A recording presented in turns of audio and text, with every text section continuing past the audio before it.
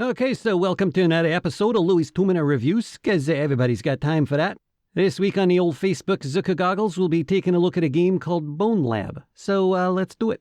Now with this one, it would seem logical to expect a game that contains at least one bone and one lab, or possibly multiples of each. And while I did see several skeletons early on in the game, which satisfies the bone expectation, I have yet to see a lab. It seems more like it should be called Bone Cave, or maybe whatever the heck this big open room is. Like maybe a bone mezzanine, or perhaps a bone vestibule.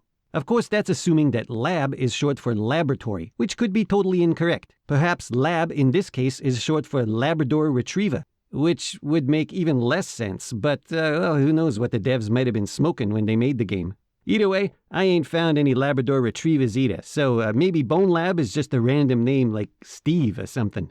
Anyways, I've heard people say they don't like the game because it ain't got no story. And that's completely wrong, because there's totally a story.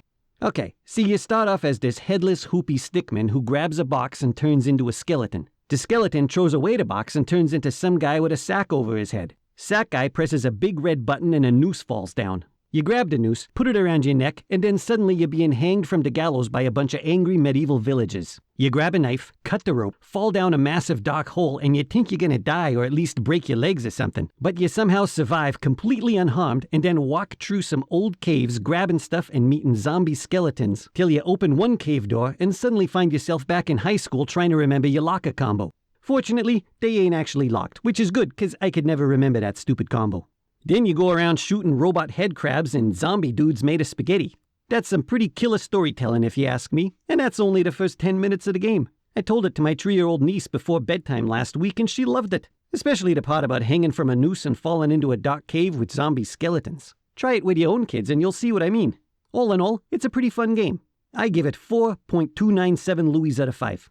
Actually, the controls are a little bit freakish, so I should probably shave off like 5/16 of a Louis, which would make it let's see here. I was never so good with the fractions and such, so well, let's just call it 4 1/8 Louis out of 5.